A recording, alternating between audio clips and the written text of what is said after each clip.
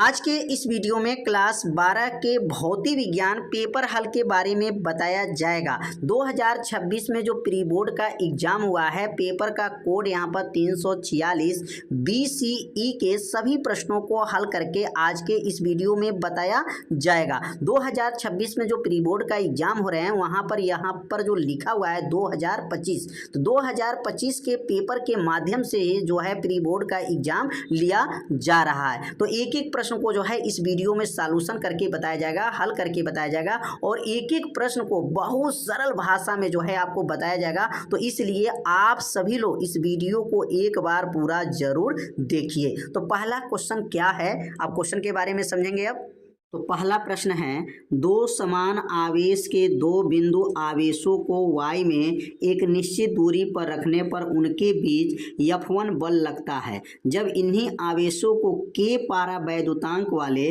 माध्यम में इतने ही दूरी पर रखा जाता है तो इनके बीच F2 बल लगता है। तो F1 बटा F2 का मान क्या होगा।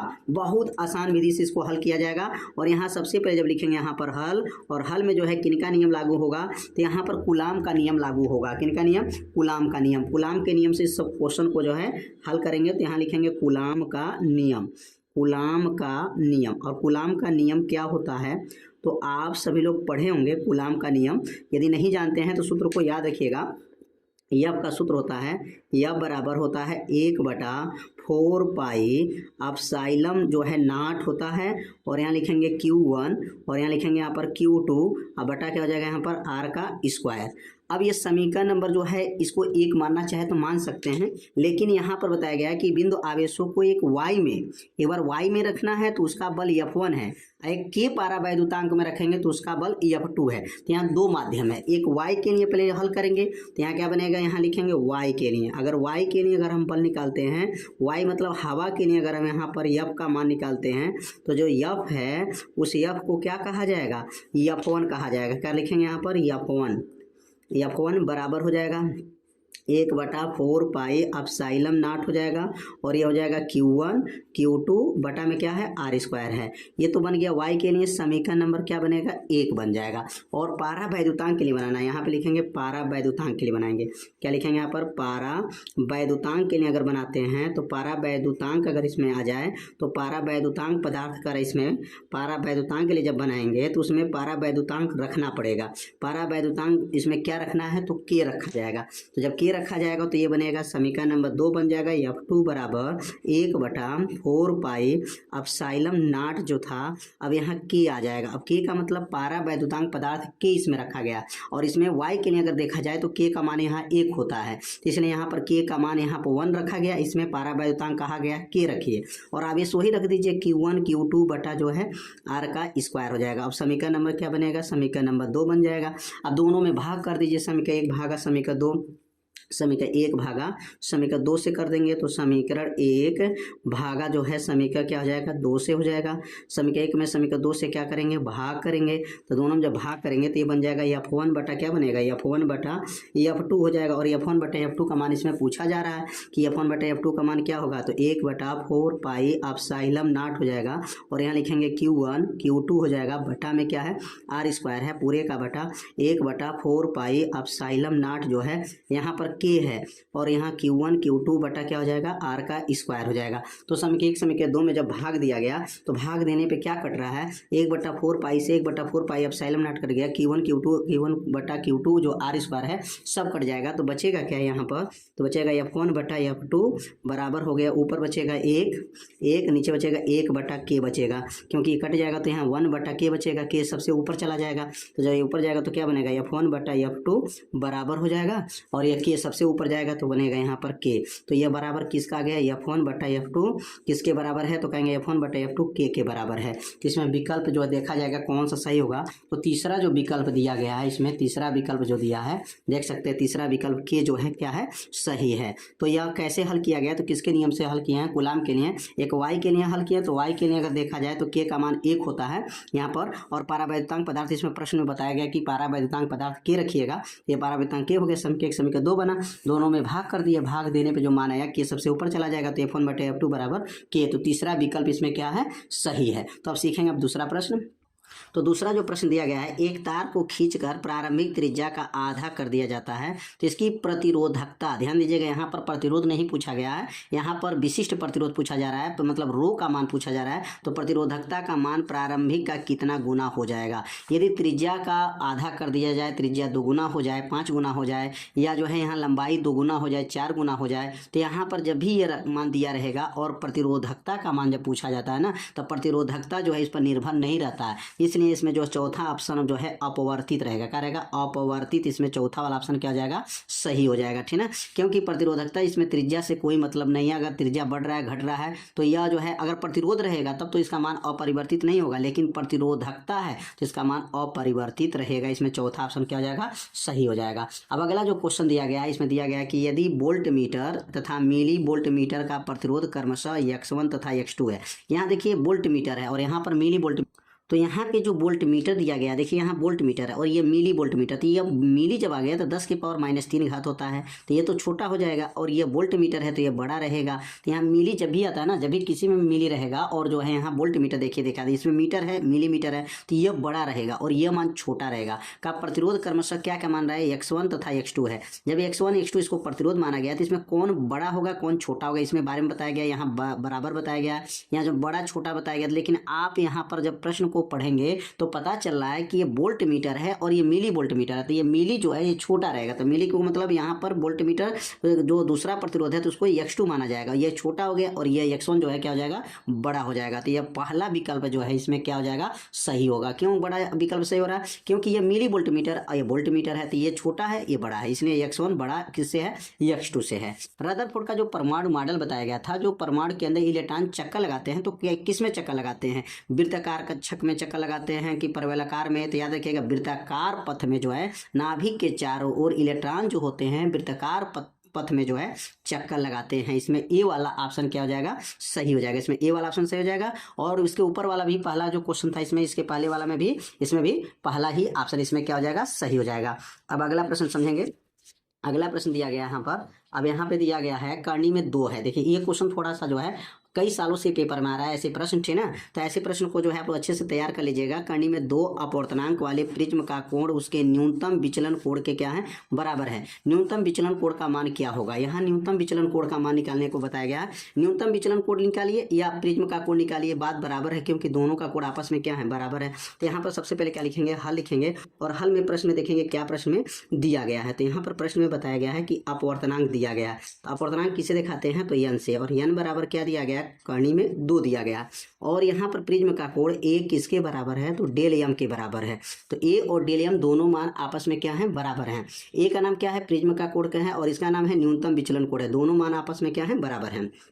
अब सूत्र हो जाएगा यहाँ पर कि अपवर्तनांक का क्या सूत्र होता है? तो अपवर्तनांक का सूत्र होता है n बराबर होता है साइन हो जाएगा साइन a प्लस जो है डेल m बटा क्या हो जाएगा? बटा 2 हो जाएगा, पूरे का बटा, और यहाँ लिखेंगे साइन a बटा 2 हो जाएगा, ठीक ना। ये किसका सूत्र है? प्रिज्म का अपवर्तनांक का ये सूत्र है। अब यह n का मान क्या है? तो कहेंगे n का मान, तो प्रश्न में कर्णी 2 दिया है तो कर्णी 2 लिख दीजिए। साइन उतर जाएगा साइन, और a यहाँ उतर जाएगा a प्लस, और डेल m किसके बराबर है? a के बराबर है, तो a लिख दीजिए, बटा में क्या हो जाएगा? 2 हो जाएगा, और पूरे का बटा क्या है? पूरे का बटा हो जाएगा यहाँ पर साइन a बटा 2 हो जाएगा, ठीक है ना। नीचे कोई परिवर्तन नहीं है, बस a के जगह पर याद रखेंगे a रहेगा, डेल m बदल गया, डेल m a के बराबर है, तो यहाँ a लिख देंगे। a और a जोड़ लीजिए, कितना आ जाएगा यहाँ पर? कर्णी में 2 हो गया, बराबर हो गया, साइन हो जाएगा यहाँ पर 2a हो गया, बटा में 2 हो गया, पूरे का बटा, नीचे क्या बनेगा? साइन a बटा 2 हो जाएगा। अब इसको 2 से 2 को काट दीजिए, 2 से 2 खत्म हो जाएगा, 2 से 2 खत्म, क्या बचेगा? कर्णी में 2 बच गया, बराबर हो जाएगा, और ऊपर जो बचा क्या बचा है? साइन a बच गया है, और नीचे यहाँ बचा है साइन जो है a/2 बच गया है। अब यहाँ पर एक सूत्र लागू कर देंगे, त्रिकोणमिति का जो है सूत्र होता है, तो यहाँ साइन a का जो है यहाँ पर सूत्र लागू कर दिया जाएगा। और साइन a का सूत्र क्या होता है? तो साइन a बराबर जो सूत्र होता है, तो लिखेंगे यहाँ पर 2 sign a/2 into cos a/2। यह फार्मूला किसका है? तो कहेंगे यह जो सूत्र लिखे हैं साइन a का सूत्र लिख दिया गया, 2 sign a/2 into cos a/2 इसका सूत्र होता है। अब इसमें मान को जब रखेंगे तो यहाँ बनेगा कर्णी में 2 हो जाएगा, बराबर साइन a का सूत्र होता है 2 sign a/2 into cos a/2 A/2 हो जाएगा, पूरे का बटा, और नीचे क्या बनेगा यहाँ पर sin A/2 हो जाएगा। अब ये sin A/2 से sin A/2 खत्म हो जाएगा, क्या बचेगा यहाँ पर, करनी में 2 बच गया, बराबर हो जाएगा 2 बचेगा, कास हो जाएगा, कास A/2 हो जाएगा, 2 नीचे जाएगा, करनी में 2/2 हो जाएगा, बराबर ये बनेगा यहाँ पर कास A/2 हो जाएगा। अब यहाँ 2 बार जो है इसको करनी में लिख सकते हैं, करनी 2 बटा यहाँ करनी 2 हो जाएगा, 2 बार लिख दीजिए, बराबर क्या बनेगा यहाँ पर कास A/2। इसको 2 को जो ना 2 बार करनी में लिखा जा सकता है। अब करनी 2 से करनी 2 खत्म हो गया, 1 बटा करनी में 2 हो जाएगा, बराबर, और बनेगा यहाँ पर कास A/2 हो जाएगा। और कास में किसका मान 1 बटा करनी में 2 होता है, तो कास 45 का मान होता है, क्या होता है, कास 45 का मान, और बराबर क्या हो जाएगा यहाँ पर कास A/2। और 45 किसके बराबर हो जाएगा, तो कहेंगे 45 बराबर जो हो जाएगा A/2 के बराबर होगा। तुलना करेंगे तो कास से कास हट जाता है, तो A/2 हो जाएगा, 45 दूना क्या हो जाएगा 90 हो जाएगा। तो यहाँ 90 अंश का जो है कोण बनेगा। और यहाँ जाओ, अगर प्रिज्म का कोण 90 अंश का बना है तो डेल एम भी कितने अंश का बनेगा, 90 अंश का ही बनेगा। क्यों बनेगा, क्योंकि ए और डेल एम आपस में क्या है, बराबर बताया गया। प्रश्न में क्या बताया गया था कि दोनों का मान आपस में क्या है, बराबर है। तो यहाँ पे देख सकते हैं दोनों का मान आपस में क्या बताया गया, बराबर है, प्रिज्म का कोण न्यूनतम विचलन को। इसलिए इसमें चौथा वाला ऑप्शन क्या हो जाएगा, इसमें चौथा वाला ऑप्शन इसमें क्या है, सही है, 90 अंश जो है इसमें सही हो जाएगा। तो समझ में आ गया होगा इसको कैसे हल किया गया है, बहुत आसान विधि से इसको बताया गया है। तो अब सीखेंगे अगला प्रश्न क्या है। अब अगला प्रश्न के बारे में समझेंगे। तो अगला जो प्रश्न दिया गया है कि एन टाइप बाह्य अर्धचालक की प्रकृति कैसी होती है। ऋण आवेशित जो है, ऋणावेशित आवेशित जो है, और धनात्मक जो है आवेशित, वैद्युत उदासीन, और इनमें से कोई नहीं। तो याद रखेंगे एन टाइप के जो बाह्य अर्धचालक की जो प्रकृति होती है वह वैद्युत का जो है क्या होती है, उदासीन होती हैं। इसमें तीसरा वाला ऑप्शन क्या हो जाएगा, इसमें सही हो जाएगा, विद्युत उदासीन होता है। अगला जो प्रश्न दिया गया है कि आई तथा 4I तीव्रता के 2 तरंगे के अधिकतम परिणामी तीव्रता का मान ज्ञात कीजिए जब तरंग कला असंबंध हो। यहाँ कला असंबंध हो तो इनको परिणामी तीव्रता निकालना है। तो पहली जो तीव्रता दिया गया है उसको I से दिखाएंगे, और दूसरी तीव्रता जो दिया गया है उसको I1 से दिखाएंगे। तो I1 बराबर I हो गया, और I2 बराबर हो गया 4I हो गया। परिणामी तीव्रता का सूत्र क्या होता है, तो I1 प्लस I2 होता है। I1 और I2 को दोनों को जोड़ लेंगे तो परिणामी तीव्रता का मान निकल जाएगा। तो I1 I हो जाएगा, और I2 जो है 4I है। तो 4I और 1I मिलकर के कितना बनेगा, 5I आ जाएगा। यही इसका क्या बनेगा, परिणामी तीव्रता हो जाएगा, 5I बन जाएगा। तो उम्मीद करते हैं आप लोग ये समझ गए होंगे। सूत्र याद रखेंगे कि परिणामी तीव्रता का सूत्र होता है I1 plus I2, I plus 4I मिलेगा, बन करके क्या हो जाएगा, 5I हो जाएगा। अगला जो प्रश्न दिया गया है कि अर्धचालक में कोटर तथा इलेक्ट्रॉन दोनों क्यों पाए जाते हैं। अर्धचालक के अंदर जो है कोटर और जो है इलेक्ट्रॉन क्यों पाए जाते हैं, इसके बारे में बताना है। तो जो अर्धचालक में ताप या अशुद्धि के प्रभाव से कुछ इलेक्ट्रॉन बंध तोड़कर मुक्त हो जाते हैं। अर्धचालक में अगर ताप को बढ़ाया जाता है ना, तो उसके प्रभाव से जो है, इसके अशुद्धि के प्रभाव से कुछ इलेक्ट्रॉन बंध को क्या कर देते हैं, तोड़कर मुक्त हो जाते हैं, जिससे मुक्त इलेक्ट्रॉन तथा उनके स्थान पर क्या जाते हैं, कोटर होल दोनों पाए जाते हैं। मतलब वहां से कुछ इलेक्ट्रॉन जब मुक्त हो जाते हैं तो उसके स्थान जो खाली हो जाते हैं, होल बन जाते हैं, उसी होल को क्या कहा जाता है, कोटर या होल कहा जाता है, दोनों पाए जाते हैं। तो अर्धचालक के अंदर कोटर भी होते हैं, कोटर मतलब होल, और इलेक्ट्रॉन भी होते हैं। कैसे इलेक्ट्रॉन होंगे, जब ये अर्धचालक को गर्म किया जाता है तो इलेक्ट्रॉन वहां से जब हटेगा, निकलेगा, मुक्त होगा, तो उस स्थान के जगह पे खाली होगा, तो इस खाली स्थान को ही क्या बोला गया, कोटर या होल कहा जाता है। तो उम्मीद करते हैं प्रश्न समझ में आ गया होगा। अगला जो प्रश्न दिया गया था, यदि P तथा लैम्डा क्रमशः कण तथा तरंग के गुण को प्रदर्शित करते हों तो कण के तरंग प्रदर्शित करने वाले व्यंजक का नाम तथा रूप लिखिए। मतलब ये संवेग और लैम्डा के बीच में क्या संबंध होता है, उसका व्यंजक का जो है नाम बताना है, उसका रूप लिखना है। तो यहाँ पे इसका उत्तर हो जाएगा दी ब्रोगली का तरंगदैर्घ्य। दी ब्रोगली साहब ने संवेग और तरंगदैर्घ्य के बीच में एक संबंध स्थापित किए थे, और वह संबंध होता है लैम्डा बराबर होता है H/P। और एच का क्या नाम होता है, तो एच का नाम प्लांक नियतांक होता है, और पी का नाम जो होता है संवेग होता है। तो यह सूत्र किन वैज्ञानिक ने बनाए थे, दी ब्रोगली साहब ने यह तरंगदैर्घ्य के सूत्र बनाए थे। और इन्हीं के बारे में प्रश्न पूछा गया कि तरंग प्रदर्शित करने वाले व्यंजक का नाम, तो व्यंजक का नाम क्या होगा, दी ब्रोगली का तरंगदैर्घ्य हो जाएगा, और उनका रूप क्या है, तो लैम्डा बराबर H/P हो जाएगा। अब अगला जो प्रश्न आया हुआ था, देखेंगे अगला प्रश्न क्या है, रेडियो तरंगे तथा सूक्ष्म तरंगों में किसकी आवृत्ति तरंगदैर्घ्य अधिक होती है। मतलब किस तरंगों में जो है सूक्ष्म तरंगे, रेडियो तरंगे हैं और सूक्ष्म तरंगे हैं, दोनों तरंगों में आवृत्ति तरंग दैर्ध्य के बारे में आपको बताना है। तो यहाँ इसका उत्तर क्या बनेगा, तो लिखेंगे यहाँ पर रेडियो तरंगे की जो तरंग दैर्ध्य होती है वह अधिक होता है। तरंग दैर्ध्य क्या होता है, अधिक होता है।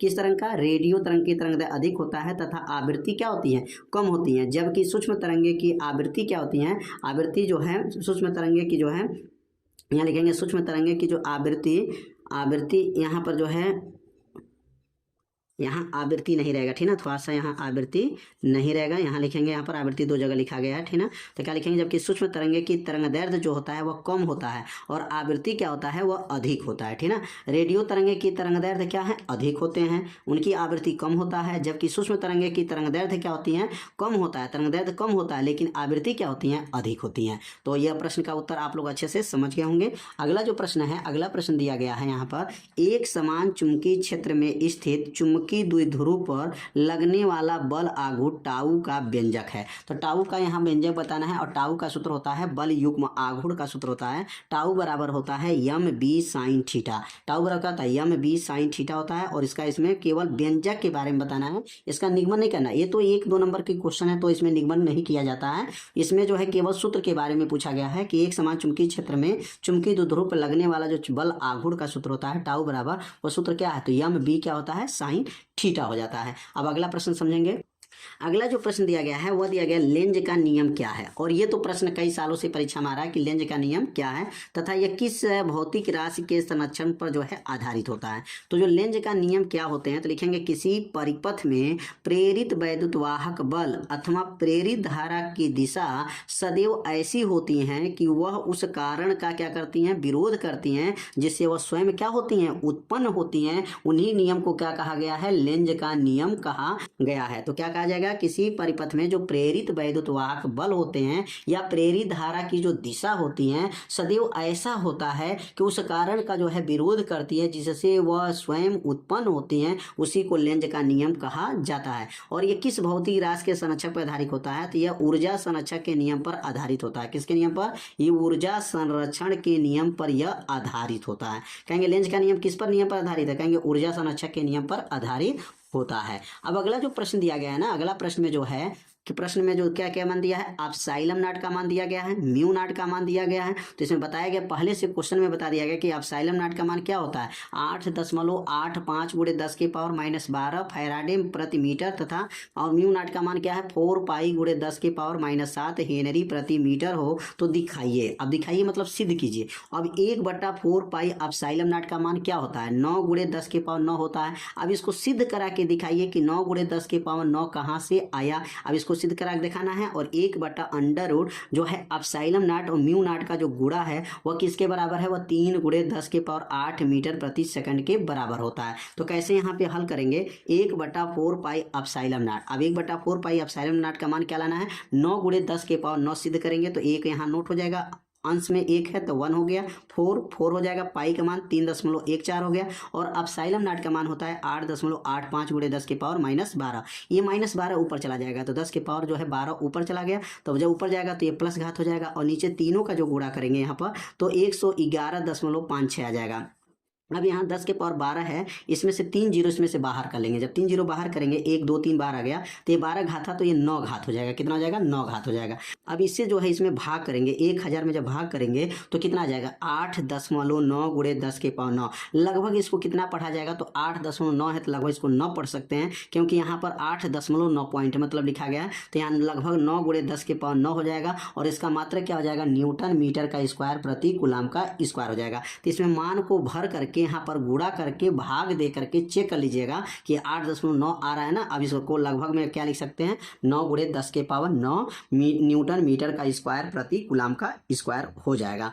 अब इस मान को जो है इस मान को जब हल करेंगे 1/एप्सिलॉन नॉट म्यू नॉट। अब इस मान को जो है ना जब हल करेंगे तो इतना का जो पहले किनारे हल कर लेंगे, अंडर रूट का नहीं, पहले इसको किनारे से हल करके पता करेंगे इसका मान क्या है। अब इसका मान जब पता हो जाएगा तब अंडर रूट का मान में निकालेंगे। यहाँ पर वर्गमूल पहले नहीं निकाला जाएगा, पहले इसका मान, दोनों का मान निकाल करके गुणा करेंगे कि इसका मान क्या आ रहा है। तो यहाँ पे जब लिखेंगे ना तो यहाँ पे लिखेंगे 1/म्यू नॉट जो है और एप्सिलॉन नॉट। म्यू नॉट का मान प्रश्न में क्या दिया गया, 4 पाई × 10⁻⁷ है, और एप्सिलॉन नॉट का मान 8.85 × गुणे 10 के पावर -12 है। अब यहाँ 4 उतर जाएगा, पाई का मान क्या है 3.14 हो जाएगा, पाई का मान 3.14 हो गया। और अब साइलम नॉट का मान 8.85 गुणे 10 के पावर -19 कहाँ से आ गया, -7 -12 मिलकर के -19 हो जाएगा, ठीक है। -7 -12 मिलकर -19। अब ये 19 घात 1 के पास जाएगा, तो ये -19 से जब ऊपर जाएगा ना तो प्लस हो जाएगा, 1 गुणे 10 के पावर 19 हो जाएगा। और नीचे तीनों का जब गुणा करेंगे तो 111.56 आ जाएगा। अब इसका जब गुणा जब करने पर कितना आएगा, 111.56 आ गया। अब इसको जो है वो जो है इसमें क्या करेंगे, अब यहाँ से जो 19 घाता है इसमें से 3 जीरो इसमें से ले लिया जाएगा। जब 3 जीरो इसमें से ले लिया जाएगा तो कितना आ जाएगा, लगभग में बताया गया 9 गुणे 10 के पावर क्या जाएगा, 10 के पावर 16 घात हो जाएगा।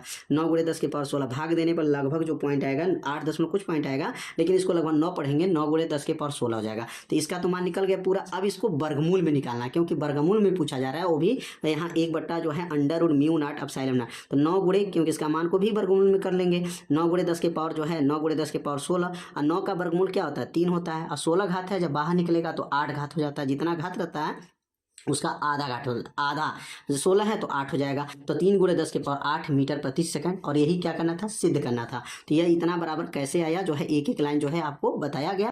तो अब अगला प्रश्न है, परमाणु द्रव्यमान इकाई AMU को परिभाषित कीजिए तथा सिद्ध कीजिए AMU बराबर 931 मिलियन इलेक्ट्रॉन वोल्ट। तो अब यहाँ परमाणु द्रव्यमान इकाई AMU का परिभाषा बताना है। तो कितना आसान है, कार्बन का 6 परमाणु क्रमांक होता है, परमाणु भार 12 होता है, के द्रव्यमान के बारहवीं भाग को परमाणु द्रव्यमान मात्रक, उसको AMU कहते हैं। एटम मास जो है यूनिट बोला जाता है, उसको परमाणु द्रव्यमान इकाई बोला जाता है। तो कार्बन परमाणु यहाँ पे लिखेंगे के द्रव्यमान की बारहवीं भाग को परमाणु द्रव्यमान मात्रक कहते हैं। कितना आसान है, 2 बार पढ़ेंगे ना तो परिभाषा आपको क्या होगा, याद हो जाएगा। और एक AMU कितने के बराबर है, 931 मिलियन इलेक्ट्रॉन वोल्ट होता है। अब यहाँ पर जो है ना, एक AMU बराबर 931 मिलियन इलेक्ट्रॉन वोल्ट जो है सिद्ध करना है। तो कैसे सिद्ध करेंगे, अब यहाँ पे एक एक लाइन को समझेंगे।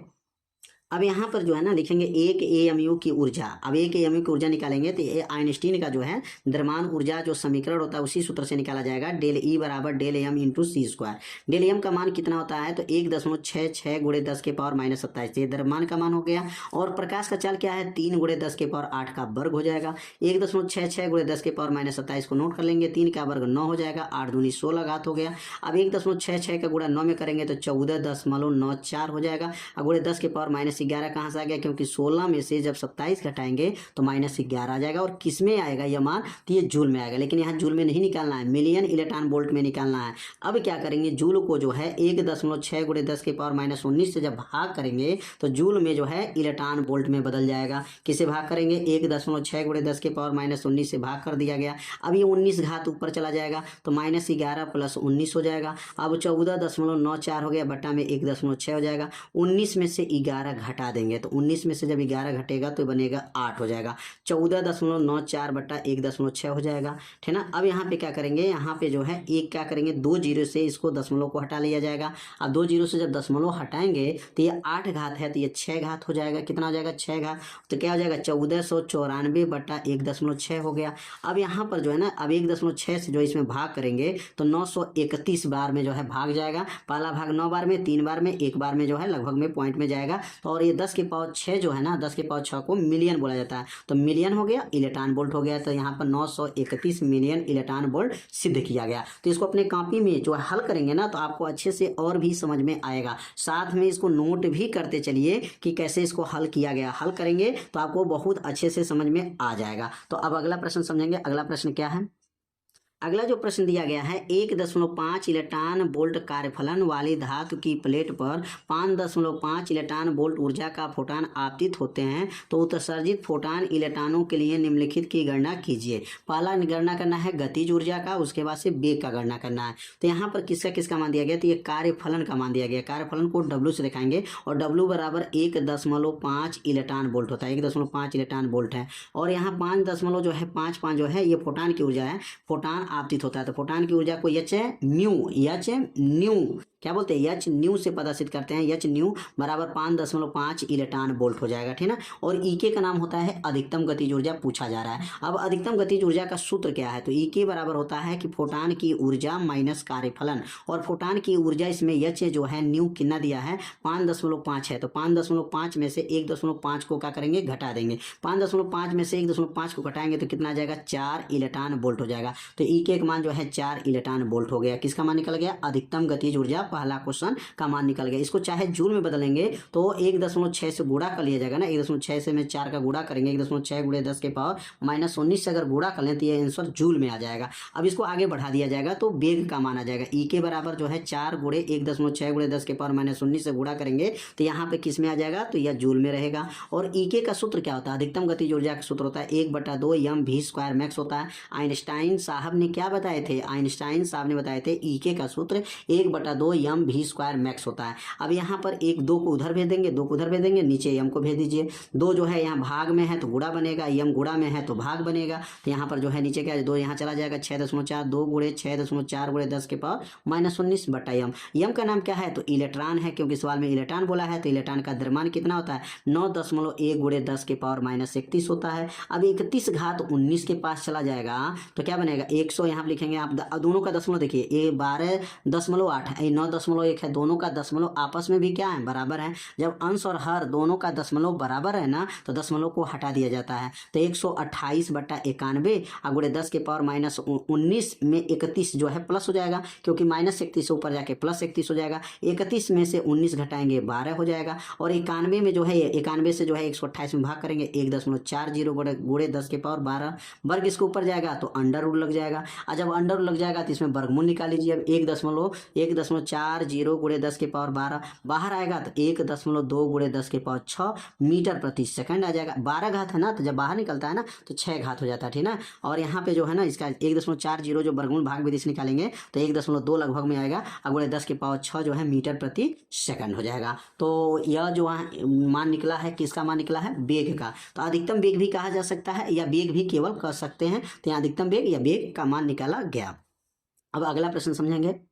अगला जो प्रश्न दिया गया है, दिखाइए। पहला क्वेश्चन L/R जो है, L का नाम स्वप्रेरण तत्व और R का नाम जो है प्रतिरोध, तथा सेकंड में दूसरा बोला गया CR का मात्रक समय होते हैं जहाँ संकेतों का समान अर्थ है। मतलब दोनों का कह रहे हैं कि लास्ट में समय का मात्रक क्या, सेकंड लास्ट में आना चाहिए। तो ये क्या लिखे हैं, L/R। अब L का सूत्र क्या है, L का नाम क्या है, तो L का स्वप्रेरण तत्व का सूत्र होता है, माइनस यहाँ लगाना चाहे तो लगा सकते हैं, लेकिन मात्रक के लिए जो है माइनस का प्रयोग नहीं किया जाता है। तो E∆T/I होता है। किसका सूत्र होता है, तो ये L का सूत्र होता है, ठीक ना। और R का सूत्र क्या होता है, ओम का नियम V/I होता है। ये ओम का सूत्र हो गया। और ये जो है L जो है हेनरी साहब का नियम है, यहाँ पर क्या लिखेंगे, E∆T/I जो है यह आपका जो है प्रेरक तत्व जो है स्वप्रेरक तत्व का सूत्र हो गया। अब E का नाम क्या है, प्रेरित वैद्युत वाहक बल, इसका मात्रक वोल्ट होता है, समय का मात्रक सेकंड होता है, धारा का मात्रक एम्पियर होता है। फिर यहाँ पर प्रतिरोध को तोड़ दिया गया तो वोल्ट हो जाएगा बटा एम्पियर। अब एम्पियर से एम्पियर खत्म, वोल्ट से वोल्ट खत्म, बचा क्या, सेकंड। तो सेकंड इसका मात्रक हो जाएगा। वोल्ट से वोल्ट काट दीजिए,